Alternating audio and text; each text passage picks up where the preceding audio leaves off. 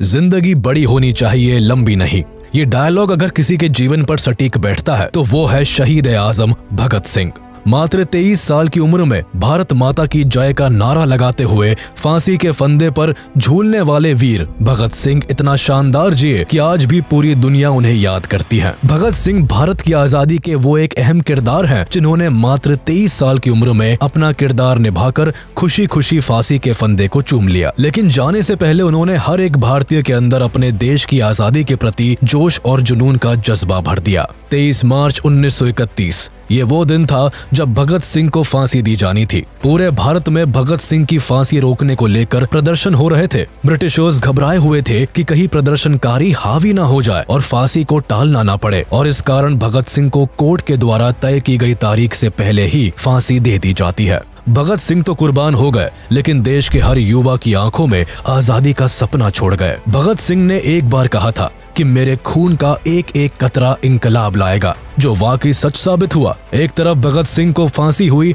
और वहीं दूसरी ओर भारत की सड़कों पर भगत सिंह के सपने को पूरा करने के लिए देश का हर नौजवान अंग्रेजों की जड़ें हिलाने के लिए निकल पड़ा। देश में हर तरफ आजादी के लिए आवाज उठने लगी, जिस कारण भगत सिंह की मृत्यु के ठीक 16 साल बाद भारतीयों ने अंग्रेजों को भारत छोड़ने पर मजबूर कर दिया। भगत सिंह देश की आजादी के लिए इस कदर दीवाने थे कि उनके अंदर बचपन से ही एक वीर क्रांतिकारी जाग उठा था। मात्र 12 साल की उम्र में भगत सिंह ने जलियांवाला बाग का खौफनाक मंजर देखकर ठान लिया था कि वो उन मासूमों की जान का बदला अंग्रेजों से लेकर रहेंगे। ब्रिटिशर्स से बदला लेने के लिए भगत सिंह ने असेंबली में जो बम फोड़ा था, उसकी आवाज ने अंग्रेजों के परखच्चे उड़ा दिए थे। भगत सिंह एक ऐसे फ्रीडम फाइटर थे जिन्होंने जेल में जाकर भी अंग्रेजों के खिलाफ अपनी बगावत नहीं छोड़ी और वहाँ भी सभी कैदियों में क्रांति पैदा कर दी। कई महीनों तक हंगर स्ट्राइक करने के बाद भी उनका जुनून कम नहीं हुआ और लगातार 116 दिनों तक फास्ट रखकर भगत सिंह ने अंग्रेजों से अपनी बात मनवा ली थी। तो चलिए जानते हैं कि आखिर कौन थे भगत सिंह, क्यों इन्हें फांसी दी गई और केवल 23 साल की उम्र में इन्होंने ऐसा क्या कर दिया कि लोग आज भी इनके कायल है।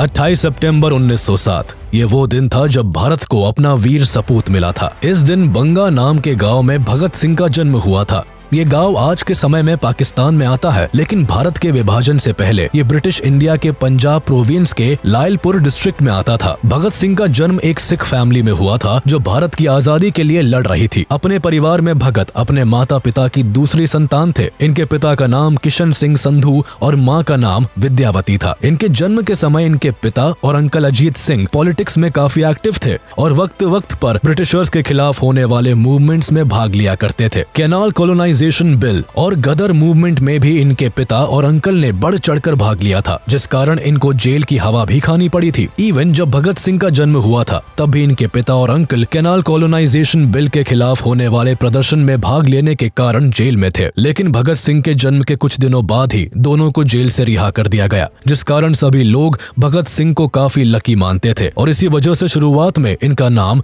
भागो सिंह रखा गया था, यानी भाग्य वाला इंसान। पर वक्त के साथ इस नाम को बदलकर भगत सिंह कर दिया गया। इन्होंने बचपन से ही देश के साथ साथ अपने घर के लोगों में भी आजादी की आग देखी थी और इसी के चलते काफी कम उम्र में ही इनके सीने में भी आजादी की आग पैदा हो गई। भगत सिंह बचपन से ही ब्रिटिशर्स से नफरत करने लगे थे, जिसका एक परफेक्ट एग्जाम्पल इनके बालपन के दिनों में देखने को मिलता है। वो ऐसे कि एक बार इनके पिता खेत में बीज बो रहे थे, जिसे देखकर भगत सिंह ने अपने पिता से सवाल किया कि आप खेत में क्यों आते हो। इस पर उनके पिता ने कहा कि हम खेत में बीज बोने आते हैं ताकि ढेर सारी फसल होने पर अनाज मिल सके। जिसके बाद भगत सिंह ने अपने पिता की बात का जवाब देते हुए कहा कि पिताजी, फिर हम खेत में बंदूकें क्यों नहीं बोते? ऐसा करने से हमारे पास ढेर सारी बंदूकें होंगी जिनका इस्तेमाल हम अंग्रेजों के खिलाफ कर सकते हैं। छोटी सी उम्र में ही ऐसे विचार रखने वाले भगत सिंह ने अपने पिता को निशब्द कर दिया था, लेकिन इस इंसिडेंट से उनके पिता इतना तो समझ गए थे कि उनका बेटा बड़ा होकर एक दिन बहुत बड़ा स्वतंत्रता सेनानी बनेगा। भगत सिंह के बचपन में ही उनका भविष्य दिखता था।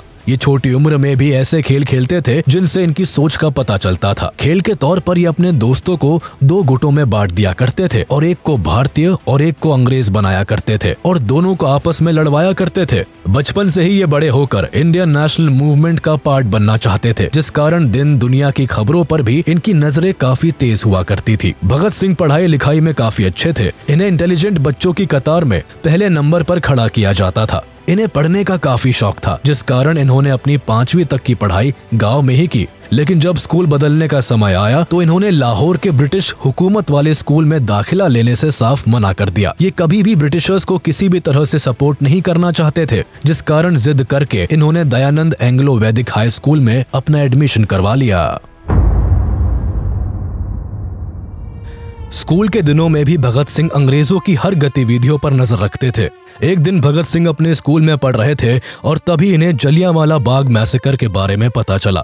13 अप्रैल 1919 को अंग्रेजों ने जलियांवाला बाग में पीसफुली प्रोटेस्ट कर रहे लोगों को चारों ओर से घेरकर मौत के घाट उतार दिया था। अंग्रेजों ने जलियांवाला बाग का मेन गेट बंद करवाकर चारों ओर से अपने सिपाहियों से बड़ी बेरहमी के साथ बाग में मौजूद सभी लोगों के ऊपर गोलियां बरसवा दी थी। लोगों के पास मरने के अलावा और कोई चारा नहीं था, क्योंकि वहां भागने के लिए कोई जगह नहीं थी। हालांकि उस बाग में एक कुआं था, जहां कई लोगों ने गोलियों से बचने के लिए छलांग लगा दी थी, लेकिन फिर भी कोई नहीं बच पाया। बाग में मौजूद लगभग 1500 लोगों में 379 लोगों की ऑन द स्पॉट मौत हो गई थी और करीब 1200 लोगों को भारी घाव आए थे। इस इंसिडेंट ने पूरे देश में एक आक्रोश पैदा कर दिया था। इस मैसेकर से भगत सिंह इतना आहत हुए थे कि केवल 12 साल की उम्र में घर पर बिना बताए स्कूल से सीधे जलियांवाला बाग की ओर निकल गए और करीब 12 मील पैदल चलकर वहां पहुंच गए, जिसके बाद इन्होंने खून से लथपथ वहां की मिट्टी को एक बोतल में रखा और घर चले गए। इस दिन भगत सिंह ने कसम खाई थी कि भारत के हर मासूम के खून के कतरे कतरे का बदला वो अंग्रेजों से लेंगे। वैसे भगत सिंह की वीरता की कहानियां और किस्सों को और गहराई से जानने के लिए आप कुकू एफएम पर भगत सिंह की इस बायोग्राफी और जेल डायरी को सुन सकते हैं, जहां आप न केवल भगत सिंह के जीवन के बारे में जान सकते हैं, बल्कि उनके जीवन की कई अनसुनी कहानियों को भी सुन सकते हैं। इस ऑडियो बुक का लिंक आपको डिस्क्रिप्शन में मिल जाएगा, जिसके जरिए आप इस ऑडियो बुक को इजीली एक्सेस कर सकते हैं। अगर आप कुकू एफएम के बारे में नहीं जानते हैं तो बता दें कि कुकू एफएम पर कई ऐसे ऑडियो बुक्स अवेलेबल हैं जो आपके लिए नॉलेजेबल होने के साथ साथ एंटरटेनिंग भी है। शुरुआत में पूरे 7 दिन इन ऑडियो बुक्स को सुनने के लिए आपको कोई पैसा भी नहीं देना होगा, क्योंकि कुकू एफएम आपको पूरे 7 दिन का फ्री ट्रायल देता है, जहां आप विकास, करियर, फाइनेंशियल गाइडेंस और नॉलेज जैसे तमाम कंटेंट को एक्सेस कर सकते हैं। इस 7 दिन के फ्री ट्रायल में आपको 5000 से भी ज्यादा शोज का एक्सेस मिलेगा और 7 दिन के ट्रायल के बाद आपको इनके सब्सक्रिप्शन से चार्ज किया जाएगा। तो देर किस बात की है, कुकू एफएम का फायदा उठाए और अपने परिवार वालों को भी सजेस्ट करें।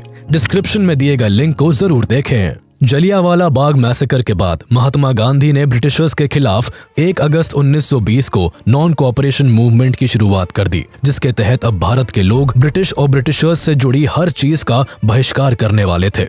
इस मूवमेंट में गांधी जी ने साफ कर दिया था कि स्वराज ही उनका अल्टीमेट गोल है। वो किसी भी कारण से ब्रिटिशर्स के नीचे अब दबने के लिए तैयार नहीं थे। इस मूवमेंट को पूरे भारत की ओर से सपोर्ट मिला। इसके तहत ब्रिटिश प्रोडक्ट से लेकर ब्रिटिश टाइटल और ऑफिसेस तक का बॉयकॉट किया जाने लगा। भगत सिंह भी गांधी जी के इस मूवमेंट से काफी प्रभावित हुए और उन्होंने गांधी जी के इस मूवमेंट को पूरे जोरों शोरों से सपोर्ट किया। भगत सिंह न केवल खुद बल्कि अपने दोस्तों को भी इस मूवमेंट में पार्ट लेने के लिए प्रोत्साहित किया करते थे। उन्होंने ब्रिटिशर्स द्वारा बनाए गए सामानों को जलाना शुरू कर दिया। वो सरेआम ब्रिटिश स्पॉन्सर्ड बुक्स को भी आग लगा दिया करते थे। कुल मिलाकर भगत सिंह को अब तक लगने लगा था कि ब्रिटिशर्स को गांधी जी ही हरा सकते हैं और अब भारत को जल्दी ही आजादी मिलने वाली है। लेकिन तभी एक इंसिडेंट होता है जो भगत सिंह को पूरी तरह से तोड़ देता है। दरअसल नॉन कोऑपरेशन मूवमेंट के समय सड़कों पर लोग ब्रिटिशर्स के खिलाफ अनआर्म्ड रहकर नारे लगाते थे। बेशक ब्रिटिशर्स को ये बात अच्छी नहीं लगती थी, जिसके लिए वो कई तरह के पैतरे भी आजमाते थे। एक बार इसी तरह नॉन कोऑपरेशन मूवमेंट के दौरान एक भीड़ नारे लगाती हुई एक पुलिस स्टेशन के पास पहुंच जाती है, जहां पुलिस वाले भारतीयों को नारेबाजी न करने के लिए धमकाते हैं। लेकिन जब भारतीय नहीं मानते तो पुलिस वाले उन पर गोलियां चला देते हैं,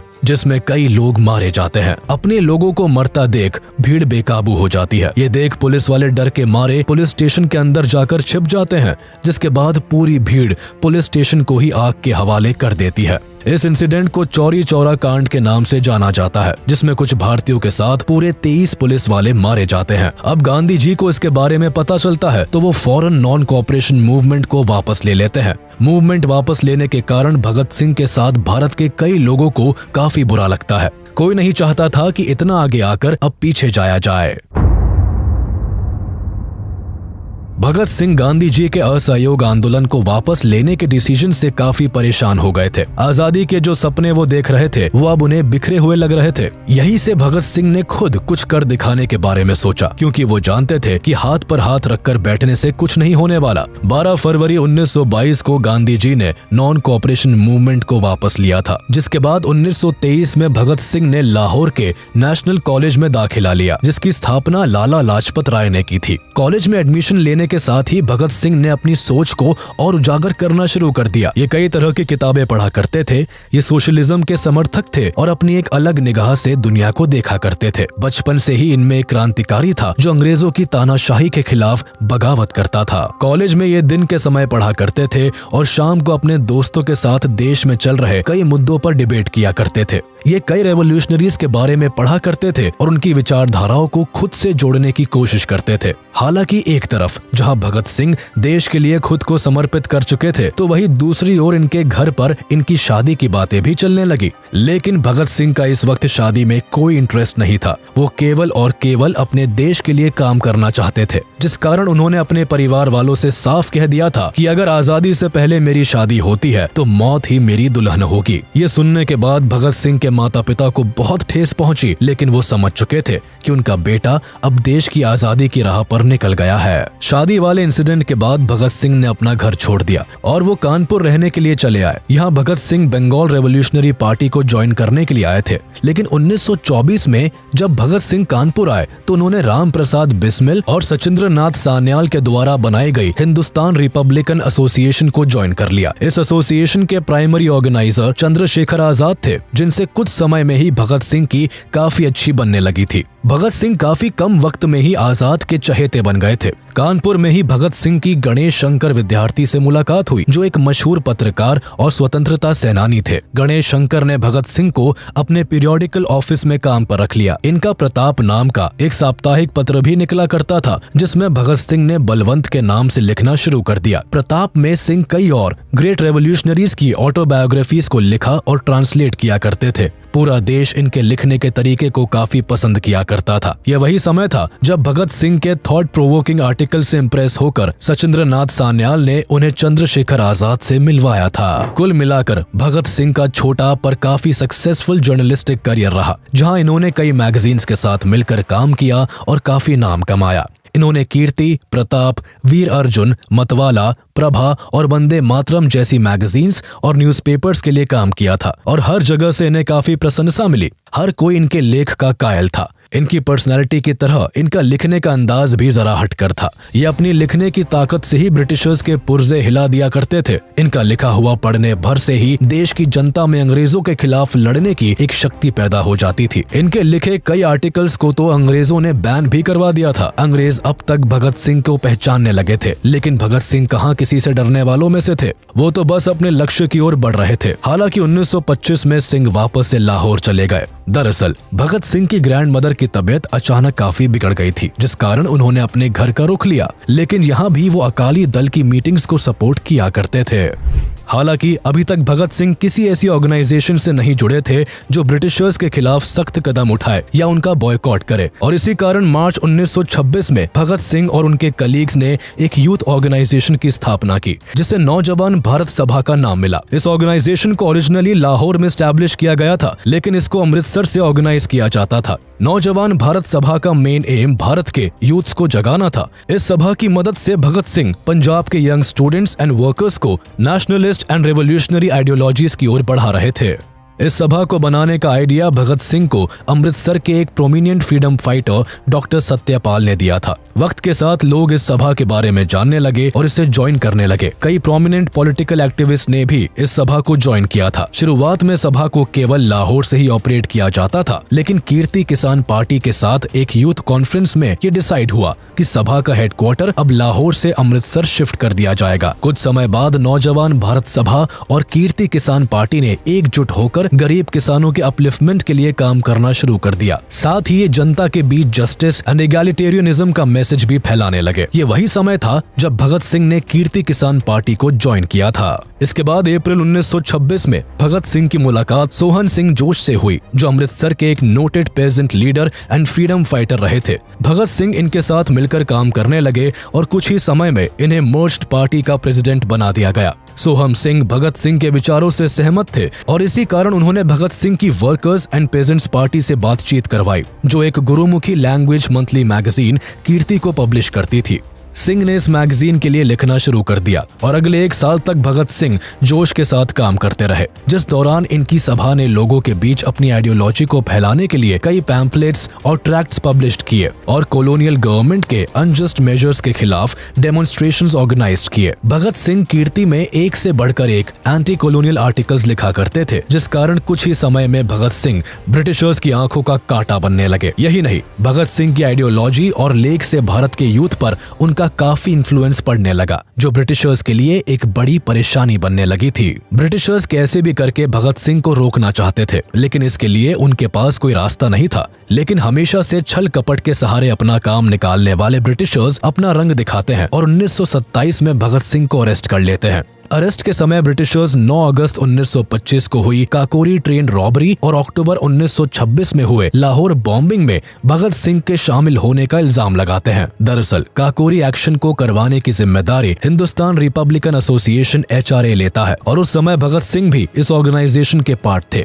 जिस कारण उन्हें अरेस्ट करना ब्रिटिशर्स के लिए आसान बन गया था। हालांकि काकोरी एक्शन की प्लानिंग एंड एग्जीक्यूशन करने का काम राम प्रसाद बिस्मिल, अशफाकुल्ला खान और चंद्रशेखर आजाद जैसे कई लीडर्स ने किया था। कुछ समय बाद काकोरी कॉन्स्पिरेसी ट्रायल में राम प्रसाद बिस्मिल सहित 4 लोगों को फांसी और 16 लोगों को आजीवन कारावास की सजा सुनाई गई थी। लेकिन ब्रिटिशर्स के पास भगत सिंह के खिलाफ ना कोई ठोस सबूत थे और ना ही कारण, जिस वजह से अरेस्ट के कुछ समय बाद ही भगत सिंह को 60,000 रुपए का भुगतान करने के बाद छोड़ दिया गया था। जेल से रिहा होने के बाद भगत सिंह ने एक बार फिर चंद्रशेखर आजाद से मुलाकात की। दरअसल काकोरी एक्शन में चंद्रशेखर आजाद ब्रिटिशर्स की पकड़ से भागने में सफल रहे थे, लेकिन अब उनके पास कुछ नहीं बचा था, क्योंकि काकोरी एक्शन में HRA के कई बड़े लीडर्स अरेस्ट हो गए थे और HRA बुरी तरह से बिखर गई थी। पर भगत सिंह ने आजाद को एक नई उम्मीद दी और दोनों ने मिलकर HRA को एक बार फिर नए सिरे से शुरू करने के लिए जी जान लगा दी। HRA के रिफॉर्मेशन के लिए सितंबर 1928 में दिल्ली के फिरोज शाह कोटला में एक सीक्रेट मीटिंग हुई, जिसमें बंगाल, बिहार और पंजाब के रेवोल्यूशनरी ने भाग लिया, जिसके बाद फाइनली HSRA यानी हिंदुस्तान सोशलिस्ट रिपब्लिकन एसोसिएशन की फॉर्मेशन हुई। इस एसोसिएशन पर भगत सिंह का काफी ज्यादा इन्फ्लुएंस था, जिस कारण एसोसिएशन से जुड़े सभी मेंबर्स एंटी ब्रिटिश थे। इस समय भारत में साइमन कमीशन का बड़े जोरों शोरों से विरोध हो रहा था। दरअसल 1928 में ही ब्रिटिश गवर्नमेंट के द्वारा भारत में एक कमीशन बैठाया गया, जिसका मेन काम भारत की पॉलिटिकल सिचुएशन पर रिपोर्ट तैयार करना और ब्रिटिश गवर्नमेंट को सौंपना था। लेकिन परेशानी ये थी कि इस कमीशन में एक भी भारतीय शामिल नहीं था और इसका हेड भी एक ब्रिटिशर यानी जॉन साइमन था। इसी वजह से देश में कुछ एक्टिविस्ट ग्रुप ने इस कमीशन के खिलाफ प्रोटेस्ट करना शुरू कर दिया। देखते ही देखते ये प्रोटेस्ट पूरे भारत में फैल गए और हर कोई साइमन गो बैक के नारे लगाने लगा। इस समय लाला लाजपत राय एक ऑल पार्टी प्रोटेस्ट को लीड कर रहे थे, जो साइमन कमीशन के अगेंस्ट काम कर रहा था। पूरे भारत में हो रहे प्रोटेस्ट ब्रिटिशर्स को नहीं भा रहे थे, जिस कारण इसी समय ब्रिटिशर्स कुछ ऐसा करते हैं जिसका भगत सिंह पर काफी असर होता है और इसी के कारण भगत सिंह पहली बार किसी ब्रिटिशर के खिलाफ कलम की जगह हाथ में बंदूक तान लेते हैं।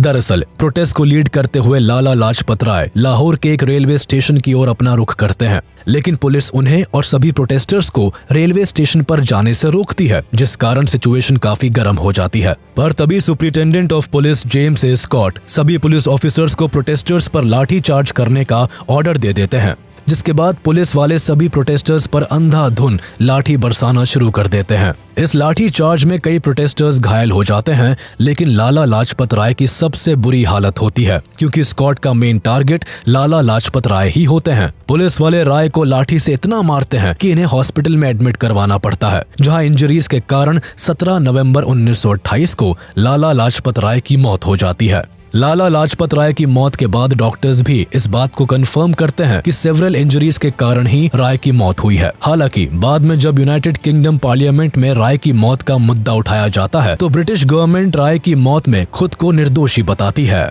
लाला लाजपत राय की मौत ने भगत सिंह को अंदर से झकझोर कर रख दिया था। भगत सिंह अब हर हाल में ब्रिटिशर्स से बदला लेना चाहते थे और इसी बदले की आग में फाइनली भगत सिंह और उनके सभी रेवोल्यूशनरी साथियों ने मिलकर जेम्स ए स्कॉट की हत्या करने की योजना बनाई। इस योजना को बनाने के लिए भगत सिंह और सभी क्रांतिकारियों ने एक मीटिंग रखी जिसमें यह तय हुआ कि अब फाइनली ब्रिटिशर्स को अपने किए हुए का चुकाना पड़ेगा। इस बैठक में स्कॉट के मर्डर का प्लान बनाने में राजगुरु, सुखदेव, चंद्रशेखर आजाद और जय गोपाल जैसे क्रांतिकारी भी शामिल थे। स्कॉट के मर्डर प्लान में HSRA के भी सभी मेंबर्स ने साथ दिया था। प्लान के मुताबिक भगत सिंह के साथ सभी क्रांतिकारियों को पुलिस स्टेशन के पास छिपकर स्कॉट के स्टेशन से बाहर निकलने का इंतजार करना था और जैसे ही स्कॉट स्टेशन से बाहर आते वैसे ही उन्हें गोली मारकर भाग जाना था। लेकिन असल में प्लान जैसा बनाया गया था वैसा एग्जीक्यूट नहीं हो पाया और एक बड़ी गलती हो गई। 17 दिसंबर 1928 को भगत सिंह और उनके सभी साथी प्लान के हिसाब से पुलिस स्टेशन के आसपास खड़े होकर स्कॉट का इंतजार करने लगे। ऑपरेशन के हिसाब से भगत सिंह और राजगुरु की जिम्मेदारी स्कॉट को मारने की थी और चंद्रशेखर आजाद का काम केवल इन दोनों को कवर देने का था। जय गोपाल को इस प्लान का हिस्सा इसलिए बनाया गया था क्योंकि उनके अलावा कोई स्कॉट को नहीं पहचानता था। सभी स्कॉट के पुलिस स्टेशन से बाहर निकलने का इंतजार कर रहे थे। जय गोपाल वही पास में बैठकर एक साइकिल पर चेन चढ़ा रहे थे। उनका काम केवल स्कॉट को आइडेंटिफाई करने के बाद इशारा देने का था। अब जैसे ही स्टेशन से एक पुलिस ऑफिसर बाहर निकला तो सब चौकन्ने हो गए और जय गोपाल ने भगत सिंह को इशारा कर दिया, जिसके बाद उस पुलिस ऑफिसर पर पहली गोली राजगुरु ने चलाई और फिर बाद में भगत सिंह ने। गोली लगने के बाद जब तक भगत सिंह समझ पाते कि उन्होंने गलत आदमी पर गोली चलाई है तब तक काफी देर हो चुकी थी। दरअसल जय गोपाल हड़बड़ाहट में स्कॉट को पहचान ही नहीं पाए थे और उन्होंने इशारा करके जिस ऑफिसर पर गोली चलाने को कहा वो स्कॉट नहीं बल्कि ASP जॉन पी सॉन्डर्स थे। कई गोलियां लगने के कारण जॉन पी सॉन्डर्स की मौके पर ही मौत हो गई। सॉन्डर्स के मर्डर के कारण भगत सिंह और उनके सभी साथियों को पकड़ने के लिए पुलिस ने अपनी सर्च ऑपरेशन तेज कर दी और शहर के सभी एंटर और एग्जिट पॉइंट्स को ब्लॉक करवा दिया, जिस कारण भगत सिंह का पुलिस की नजरों से बचकर भाग निकलना काफी मुश्किल हो गया था। इसलिए भागने के लिए भगत सिंह एक प्लान बनाते हैं जिसे एग्जीक्यूट करने के लिए 19 दिसंबर 1928 को सुखदेव HSRA के मेंबर प्रोफेसर भगवती चरण वोहरा की वाइफ दुर्गावती देवी को बुलाते हैं जो भगत सिंह की भागने में मदद करती है। प्लानिंग के हिसाब से राजगुरु और भगत सिंह को लाहौर से एक ट्रेन पकड़नी थी जो भटिंडा होते हुए कलकत्ता जाती। इस दौरान भगत सिंह अपना पूरा लुक बदल लेते हैं। एक पंजाबी होने के बाद भी भगत सिंह अपने बाल और दाढ़ी कटवा लेते हैं। इनका अटायर भी वेस्टर्न होता है। वही सुखदेव भगत सिंह के नौकर बनते हैं और दुर्गा भाभी भगत सिंह की वाइफ। भगत सिंह और सुखदेव सेफ्टी के लिए अपने पास एक रिवॉल्वर भी रखते हैं, जिसके बाद फाइनली सभी भागने में सफल होते हैं। ब्रिटिशर्स की नजरों से भागने में सफल होने के बाद कुछ समय तक भगत सिंह शांत रहते हैं, जिसके बाद वो ड्रामा की मदद से ब्रिटिशर्स के खिलाफ लोगों को खड़ा करने की कोशिश करते हैं। वो लोगों को इंस्पायर करने के लिए फ्रीडम फाइटर्स की कहानियां सुनाया करते थे, जिसमें अधिकतर रेवोल्यूशनरीज शामिल रहते थे। वो राम प्रसाद बिस्मिल और अगस्टे वेलेंट जैसे बड़े रेवोल्यूशनरीज के बारे में लोगों को बताते थे।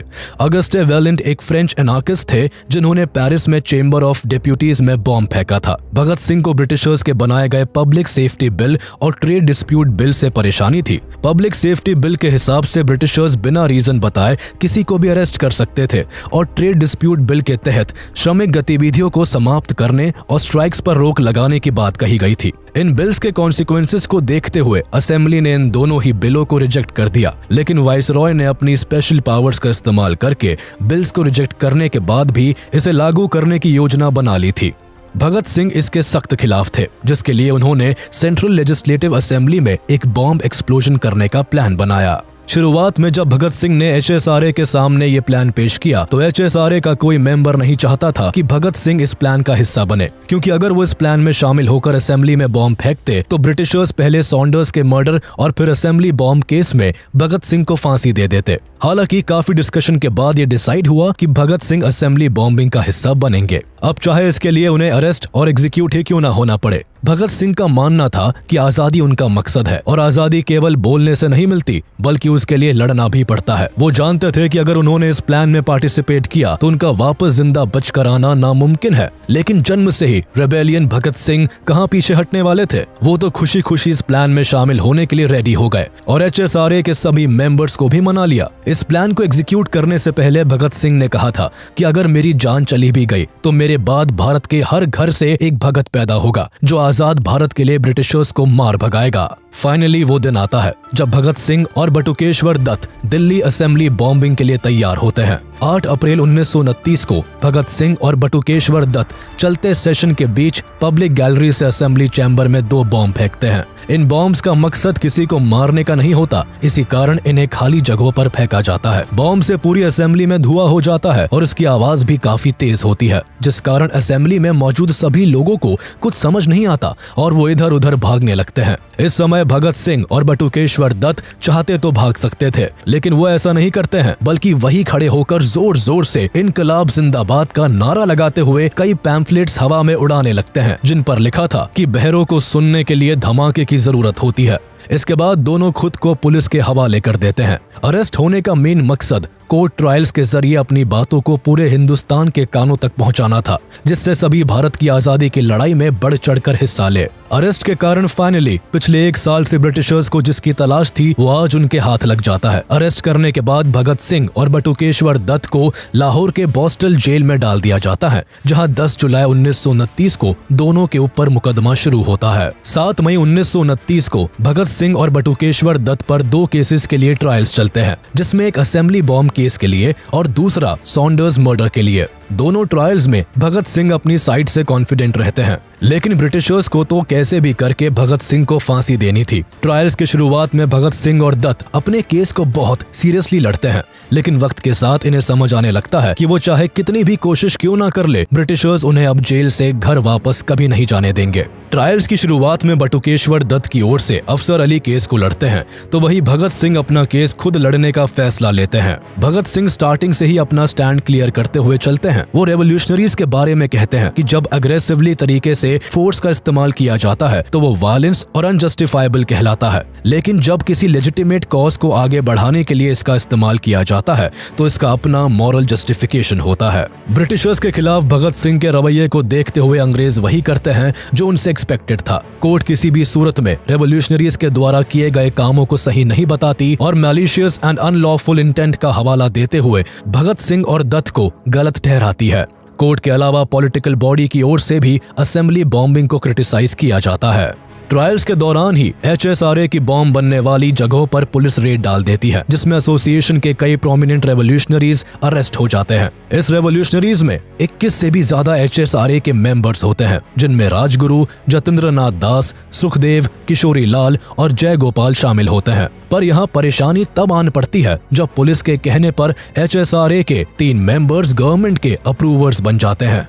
भगत सिंह को फंसाने की साजिश रच रहे ब्रिटिशर्स मौका पाते ही अपने काम पर लग जाते हैं और फणींद्र नाथ घोष, हंसराज बोहरा एंड जय गोपाल को भगत सिंह के खिलाफ कोर्ट में गवाही दिलवा देते हैं। इनकी गवाही से भगत सिंह को काफी सदमा लगता है, लेकिन फिर भी वो खुद को संभालते हैं और आखिरी सांस तक लड़ते हैं। गवाही मिलने के बाद ब्रिटिशर्स भगत सिंह और उनके साथियों के ऊपर मेनली 3 केसेस को हाईलाइट करके डिसीजन दिलवाते हैं, जिनमें Saunders murder, assembly bombing and bomb manufacture के केस शामिल होते हैं। 10 जुलाई 1929 को सभी ट्रायल्स एक स्पेशल सेशंस कोर्ट में होते हैं, जहां 28 एक्यूज रेवोल्यूशनरीज के अगेंस्ट सजा सुनाई जाती है। ये ट्रायल पूरी तरह से बायस्ड होता है। कोर्ट हार्डली ही स्टैंडर्ड लीगल राइट्स प्रिंसिपल का इस्तेमाल करते हुए अपना डिसीजन सुनाता है और भगत सिंह, राजगुरु और सुखदेव को कैपिटल पनिशमेंट दी जाती है। भगत सिंह और उनके साथियों की फांसी रोकने के लिए कई नेशनल लीडर्स ब्रिटिशर्स से रिक्वेस्ट करते हैं, लेकिन कोई फायदा नहीं होता है, क्योंकि किसी भी सूरत में ब्रिटिशर्स भगत सिंह की कैपिटल पनिशमेंट को कम ना करने की ठान लेते हैं। हालांकि बात जब रिक्वेस्ट करने से नहीं बनती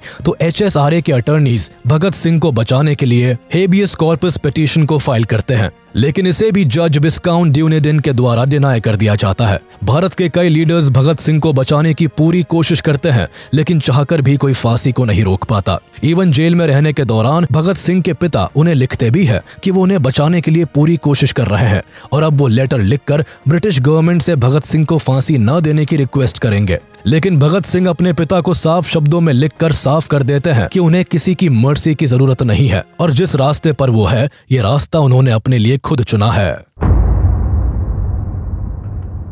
डेथ सेंटेंस सुनाने के बाद भगत सिंह और उनके साथियों को दिल्ली जेल से शिफ्ट करके सेंट्रल जेल मियानवाली भेज दिया जाता है। यहाँ जब भगत सिंह आते हैं तो वो इंडियन प्रिजनर्स और यूरोपियन प्रिजनर्स में हो रहे डिस्क्रिमिनेशन को देखकर दंग रह जाते हैं। इस जेल में भारतीय कैदियों की हालत बद से बदतर होती है। उन्हें ना ठीक तरह से खाना दिया जाता था और ना पानी, न उनके सोने की कोई साफ जगह थी और ना ही रहने की। भगत सिंह ने उस जेल में रह रहे भारतीयों की हालत को सुधारने के लिए ब्रिटिशर्स से मांग करनी शुरू कर दी। इन मांगों में इक्वालिटी के साथ food standards, clothing, toiletries, hygienic necessities और बुक्स एंड डेली न्यूज़पेपर की डिमांड की गई थी। इसके साथ ही भगत सिंह ने पहले ही ब्रिटिशर्स को ये साफ कर दिया था कि जेल में वो किसी तरह की फोर्स्ड मैनुअल लेबर और अनडिग्निफाइड वर्क को नहीं करेंगे। हालांकि ब्रिटिशर्स ने भगत सिंह की बेसिक नेसेसिटीज को भी नहीं माना, जिसके बाद भगत सिंह ने सबसे ज्यादा 116 दिनों तक हंगर स्ट्राइक करके हिस्ट्री का एक रिकॉर्ड बना देते हैं। इस समय भगत सिंह हंगर स्ट्राइक करके ब्रिटिशर्स से जेल में रह रहे भारतीयों के लिए इक्वालिटी और बेसिक नीड्स की डिमांड कर रहे थे। शुरुआत में ब्रिटिशर्स ने भगत सिंह की हंगर स्ट्राइक को हल्के में लिया, लेकिन जब भगत सिंह और उनके साथी दिन रात भूखे रहने लगे तो ब्रिटिशर्स के डर के मारे कान खड़े हो गए, क्योंकि देश में जब लोकल लोगों को भगत सिंह और उनके साथियों के स्ट्राइक के बारे में पता चला तो वो बाहर से ही भगत सिंह को और ज्यादा सपोर्ट करने लगे। लोगों का आक्रोश देखते हुए ब्रिटिशर्स को डर सताने लगा कि कहीं भूख के मारे भगत सिंह की जान चली गई तो उनके लिए बड़ी परेशानी हो जाएगी, जिस कारण ब्रिटिशर्स ने शाम दाम दंड भेद हर तरह के पैतरे आजमा कर भगत सिंह और उनके दोस्तों की हंगर स्ट्राइक को भंग करने की कोशिश की, लेकिन किसी ने भी खाने का एक निवाला भी गले के नीचे नहीं उतारा। जिसके बाद लगातार 63 डेज तक भूखे रहने के कारण इस स्ट्राइक में जतेंद्र नाथ दास की सितंबर 13, 1929 को भूखे रहने के कारण मौत हो गई। दृढ़ संकल्प का ऐसा नजारा देखते हुए पूरे नेशन ने जतेंद्र नाथ दास को सम्मान दिया था। यही नहीं, इस स्ट्राइक के सपोर्ट में गोपी चंद भार्गव और मोहम्मद आलम ने पंजाब लेजिस्लेटिव काउंसिल से विड्रू कर लिया था। वही पंडित जवाहरलाल नेहरू ने ब्रिटिश गवर्नमेंट को लाहौर कैप्टिव्स में इनह्यूमन ट्रीटमेंट करने के लिए उन्हें क्रिटिसाइज किया था। साथ ही नेहरू ने सेंट्रल असेंबली में लाहौर कैप्टिव्स के साथ हो रहे इनह्यूमन ट्रीटमेंट को रोकने के लिए एक एडजर्नमेंट मोशन भी स्पॉन्सर किया था। न्यूज़पेपर्स में लगातार लाहौर एंड अमृतसर में मास मीटिंग्स की खबरें छपने लगी थी। इतने सपोर्ट को देखते हुए ब्रिटिशर्स ने लोगों को रोकने के लिए सेक्शन 144 को इम्पोज कर दिया। इतना ही नहीं, जवाहरलाल नेहरू खुद सेंट्रल जेल विजिट करते हैं और भगत सिंह के साथ सभी स्ट्राइकर्स से मिलकर उन्हें सपोर्ट करने का वादा करते हैं। वही उस समय मोहम्मद अली जिन्ना भी स्ट्राइकर्स को सपोर्ट करते हैं और भरी असेंबली में उनके फेवर में बोलते हैं। लोगों का भरपूर सपोर्ट और दास की मौत के बाद ब्रिटिशर्स समझ जाते हैं और फाइनली भगत सिंह की शर्तों को एक्सेप्ट कर लेते हैं, जिसके बाद पूरे 116 दिनों बाद भगत सिंह और उनके सभी साथी 5 अक्टूबर 1929 को अपना हंगर स्ट्राइक तोड़ते हैं। सजा सुनाए जाने के कारण भगत सिंह को अपना भविष्य पता था। अब वो लगातार जेल के लोगों के साथ आराम से रहते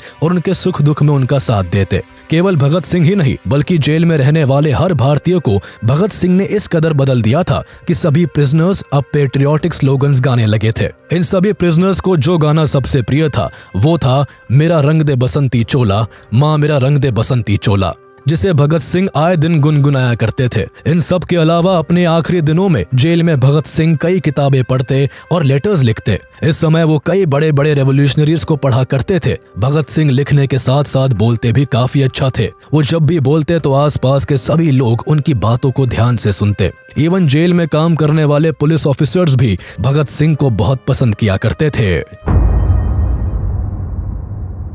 फाइनली अब वो दिन आ जाता है जब भगत सिंह को इस दुनिया से अलविदा कहना पड़ता है, लेकिन देश अभी भी भगत सिंह को विदाई देने के लिए तैयार नहीं था, जिस कारण अभी भी जोरों शोरों से चारों ओर भगत सिंह को बचाने के लिए हर कोई अपनी पूरी कोशिश में लगा हुआ था। 24 मार्च 1931 को भगत सिंह और उनके साथियों को फांसी देनी थी, लेकिन पूरे भारत में भगत सिंह के सपोर्ट में हो रहे प्रोटेस्ट को देखकर ब्रिटिशर्स डर जाते हैं और तय की गई तारीख से एक दिन पहले ही उन्हें फांसी देना तय किया जाता है। जिसके बाद फांसी का जब समय होता है तो जेलर भगत सिंह को जेल से लेकर फांसी देने वाली जगह पर लेकर जाने के लिए आते हैं, पर तब भगत सिंह कहते हैं कि मुझे थोड़ा वक्त दो, मेरी किताब का आखिरी पन्ना बचा है। अभी एक क्रांतिकारी दूसरे क्रांतिकारी से भेंट कर रहा है।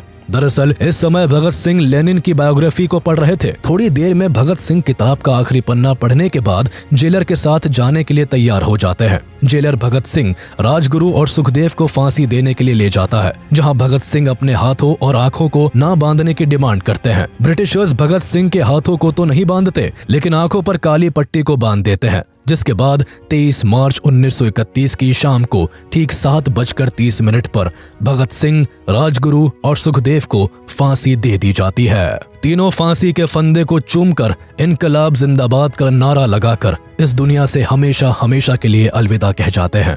इन तीनों देश प्रेमियों का बलिदान भारत के हर यूथ को एक नई दिशा देता है और अब हर नौजवान भारत के फ्रीडम स्ट्रगल में बढ़ चढ़कर हिस्सा लेता है। भगत सिंह ने केवल तब के यंगस्टर्स को ही इंस्पायर नहीं किया, बल्कि आज के यूथ में भी भगत सिंह के लिए बेहद प्यार और इज्जत भरी है। आज का यूथ भी भगत सिंह को अपनी इंस्पिरेशन मानता है। आज भगत सिंह, राजगुरु और सुखदेव की याद में हर साल 23 मार्च को देश शहीद दिवस मनाता है। हम आशा करते हैं कि आपको हमारा वीडियो पसंद आया होगा। आगे हम और भी ऐसे ही इन्फॉर्मेटिव वीडियोस आपके लिए लाते रहेंगे। तब तक के लिए हमारा वीडियो लाइक कर दे और ऐसे ही इंटरेस्टिंग वीडियोस के लिए हमारे चैनल को सब्सक्राइब कर ले।